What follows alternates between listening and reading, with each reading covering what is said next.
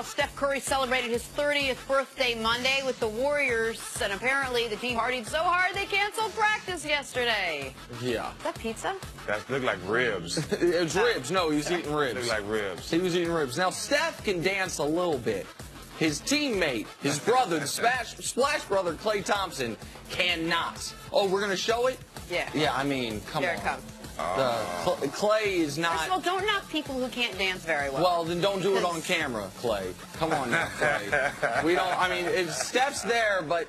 Steph's got it now. There we go, Klay. What are you doing? He's having a good time. Oh, look, Steve-O. Look at Steve. Oh. Coaches were there, too. I love Steve. You team ever cancel a full practice because, like, just understood the entire team was out the night before when you were playing? Do we have enough time? Quick story. Golden State, we're in Miami on a back-to-back. We just played Orlando. We get there 1 o'clock. All go out. End up showing up to practice 9:30. Everybody's inebriated. Don Nelson tell everybody to get back on the bus. We come out and win by 30. Golden State team was just different. Yeah, Don Nelson was about it. My guy. He was like, medicate yourself before the game, everything. I'm medicated too. Long as you can see the rim. And if you see three of them, shoot to the one in the middle. That's right. Oh, get that. That's right. Oh, I know about Shout out Don Nelson. That's my guy. I'm sure he loves that. That's my Shout guy. out. Oh, yeah. That's my guy. Medicate yourself. Get right. Don Nelson was about it. That's my new Don't favorite have to worry about expression. him and getting no cataract. All right. Got Hawks vision. Exactly. Locked in.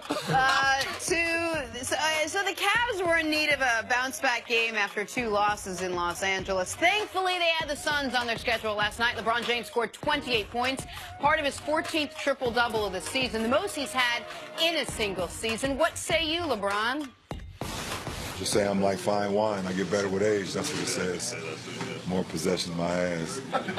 He's also been What are saying, you talking about? What are you talking about? So I'm getting better with age. That's what it's saying. he's been saying I know that. Who's the reporter that was like, oh, no, technically it's because he had more possessions. I think that's why. I mean, Stephen, how do you think it's possible LeBron has been able to maintain such this incredible skill this long into his career? Well, it's a couple things. You have to give him his props, first of all. You know, being able to take care of your body from coming in the NBA, knowing he had so much on his shoulder, knowing that so much was expected. For him to be able to take care of himself and dedicate his life to the game like he has, you have to salute him for that. Another thing, like you said, God's definitely blessed him. You know, he has an unbelievable body, unbelievable skill set, you know, and that's definitely special. But the fact that he's in the game at the right time, too. What does that mean? He's in the game. The era. The era. The game is not as physical as it used to be. The game is soft. The game is totally different now. He's not getting slammed down every drive. You know, it's not physical, so he's not enduring the pain that Jordan, Dominique Wilkins, and those guys were taking going to try to attack the rim. He's not. But like I say, but it's his time. You know, and I just give him his props. He was born to be LeBron James. He was born to be the K-A-N-G, the Kang, and that's just what it is. And like I said, fine wine. He's getting better with time. Here's the remarkable thing. LeBron James, like LeBron year 3, came in second in the MVP balloting, but I don't think people yet really considered he was the best player in the world. Either at that time people still thought it was Duncan, maybe some people thought it was Nash. Shaq was at the end, maybe Kobe at that moment. Starting with the 48 special in Detroit in 07. The playoffs in 07 is when LeBron James announced himself as, I'm the best player in the world right now. Right. And that was 11 years ago. He hasn't handed the figurative crown back since then. And you mentioned God's blessed him, so no doubt about it. 6'8", he talked about when he was coming out of high school with an NBA body, they didn't even lift much weights. Right. Something now, he obviously does lift weights now, but in high school he hadn't. But the level of attention to detail and the amount of money and time he spends on maintaining his body, because what we have seen with great players, we have seen great players have extended primes, and what happens? They suffer one injury, And even if they are able to recover from that injury, they're not able to recover from the time off due to the injury. Right. The 6 months of not being able to stay in your routine, and then injury begets injury. For LeBron to have played well over 50,000 minutes, to him going on his 8th consecutive, potentially 100-plus game season, and to never be hurt, to have never suffered any injury of note, yeah, part of that is just luck, blessing, and part of that is something he has worked towards, which has allowed him to maintain this level where he is, from an all-around offensive perspective, as good as he's ever been. Yeah, LeBron is not one player, but he's like several players. Wow. The only way I can do it now is just based on the NFL. I would say he has the body of Cam Newton. He still has the skill level of Aaron Rodgers, and he has the ability to dominate the game like Tom Brady. So, yes, those things are true. We have seen great athletes before with great bodies. God bless them. But did they have the tenacity to be able to grind it out every day? One of my favorite things about LeBron is to watch some of the videos that he does before the game, the amount of work that he takes putting into his body. Now, he's not a guy, because we've seen this in sports, guys who are just good looking. They look like they've been lifting weights. They're playing a sport, but it doesn't transfer over to greatness. So LeBron has embraced lifting weights. Most basketball players, I was raised in a basketball family. Right. Most basketball players do not believe in lifting any type of weight. It's going to throw off their shot. Not only did God give him the best body, but he also gave him the tenacity to realize, man, I need to take care of this. LeBron has addressed every weakness he had in his game since he's come into the NBA. He has gone outside of his circle of friends to get resources, to learn more about the game. And he's benefited from the new style that they have in the NBA, where you can't foul a guy. And it's not me complaining. It's no different than being in the NFL. These games are different now. The rules have adjusted, that the type of play is less physical than we've ever seen before. But you have to embrace his ability to improve his own game, for him to be critical of himself. And most great players don't do this. Most talented people don't do this. They only work on their strengths, don't work on their weaknesses. So it's hard to become a complete player. And that's what, to me, are the exceptional things about LeBron. Cece, you just alluded to something, and you said in the beginning that there is one part of this I disagree with you guys on. I think LeBron's been hurt by this era. I think LeBron, what's the weakest part of LeBron's game? He's improved lately. The weakest part of his game is three-point shooting. We've never had... The part of his game is free throw shooting.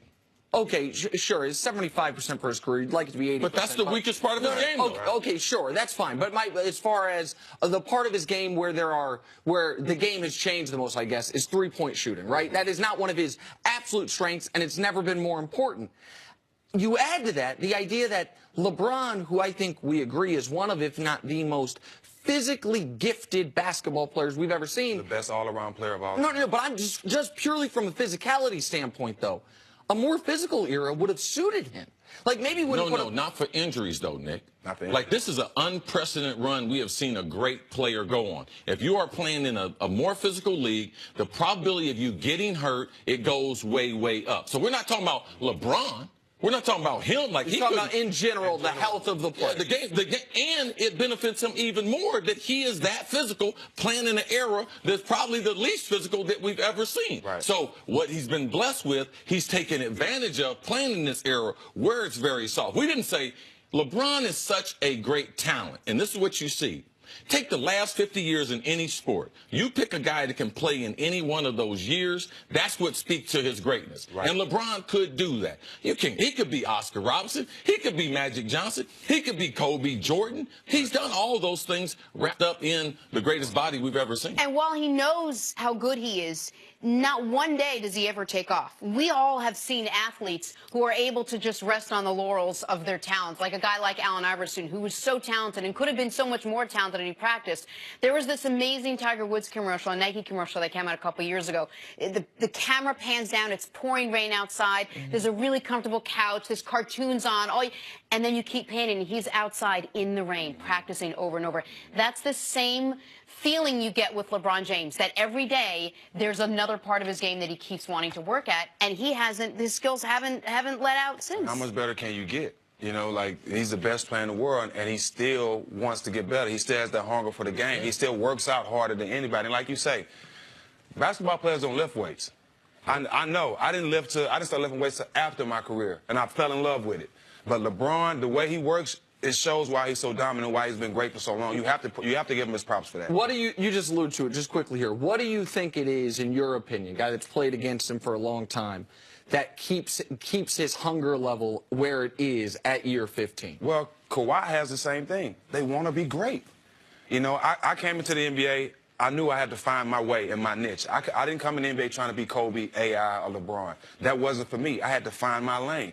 My lane was come in, be a tough-nosed defender, play hard, and just be great at everything in the game. I did everything. So that was my lane, a great role player. You know, a protector for the stars on the team. That was my role, and I was a star in my role. You have to have guys like that. LeBron wants to be great. Kawhi wants to be great, and that's why they approach the game. And I believe that the greatest athlete God puts with that talent, the desire to separate yourself. LeBron has that. MJ had that. And that right there makes them one of the all-time greats ever. Stephen, can we get him to the gym to start lifting some weights? I'm It's good. the one thing we have. Thank you so much for being I'm going to with do it us. after my career, too. Coming up. just like action. Ready to play on forever. We'll discuss Nice. that with the creator of Tom vs. Time right here on set. Next on First. His career just started last week. Last week.